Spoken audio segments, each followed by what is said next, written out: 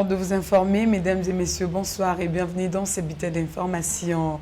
En premier lieu, il faut savoir que le vice-premier ministre, ministre de l'Intérieur et de Sécurité, Jacquemain Chabani, a ouvert ce lundi 3 novembre 2025 le Conversation nationale sur la gouvernance provinciale et locale pour la prévention de l'extrémisme violent en République démocratique du Congo, motivé par des intérêts économiques, identitaires ou religieux, visant à rendre fragile la gouvernance et créer un déficit de confiance entre les autorités et la population. Devant un parterre d'officiels dont le gouverneur de province, les autorités de la police et les administrateurs des territoires, le vice-premier ministre Chabani a ajouté notamment la gouvernance affaiblie, l'absence des institutions et la frustration sociale et économique comme facteur de prospérité de l'extrémisme violent, d'où l'importance de ces conversations nationales pour replacer la gouvernance au cœur de la prévention. Le porte-parole de Sauvant la RDC, c'est Kikouni, dit rejeter la décision de Kinshasa qui a suspendu 13 partis politiques d'opposition, y compris Piste pour l'émergence dont il est le leader. Tous rangés derrière Joseph Kabila à l'issue d'un conclave tenu à Nairobi au mois d'octobre dernier. Pour l'opposant Seth Kikouni, le gouvernement a démontré ses limites en prenant une décision sous les coups de l'émotion face à une opposition responsable. Rappelons que les droits civiques et politiques inaliénables leur garantis par la Constitution en vigueur. Toujours en politique, dans le but d'accroître l'efficacité et la coordination des actions relatives à la gestion des déchets et à la salubrité publique, le gouverneur de la ville-province de Kinshasa, Daniel Bumba, a réuni le week-end dernier l'ensemble des bureaux des conseils communaux dans le cadre du renforcement de la politique d'assainissement de la capitale Kinshasa. Au cours de cette assise, le gouverneur Daniel Bumba a exhorté les responsables communaux à s'impliquer activement dans la mise en œuvre des initiatives du gouvernement provincial.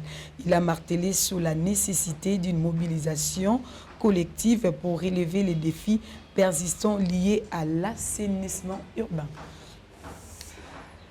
Prolongé de 2 semaines, l'opération débouclage du contrôle technique obligatoire du véhicule désormais fixé au 17 novembre 2025.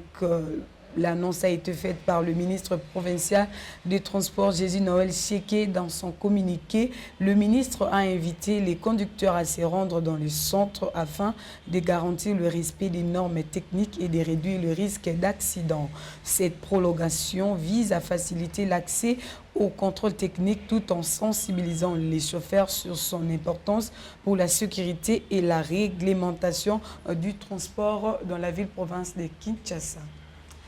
La ville de Kindu, chef-lieu de Maniema, accueille depuis ce lundi 3 novembre 2025 la 2e édition de la conférence sur les mines, l'énergie et les infrastructures. Cette rencontre qui a rassemblé plusieurs personnalités du monde scientifique, économique et politique vise à passer en revue les richesses naturelles de la province et à attirer les investisseurs pour accélérer son développement. Selon les organisateurs, cette conférence servira de cadre d'échange et de réflexion sur ces problématiques afin de proposer des solutions durables pour transformer les ressources du Maniema.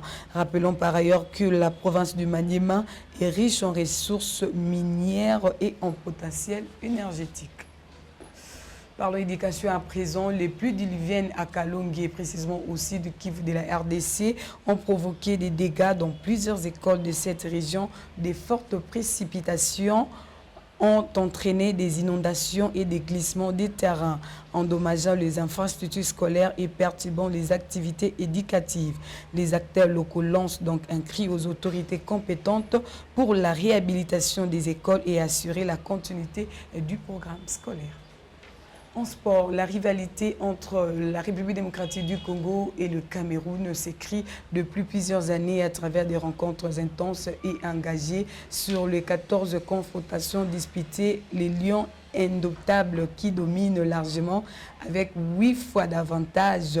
Les Léopards de la RDC ne leur laissent qu'une seule victoire, une série que la RDC espère inverser lors de prochaines rencontres. Notez que la RDC, le Cameroun, jouera le 11 novembre 2025 au Rabat, dans la capitale du Maroc.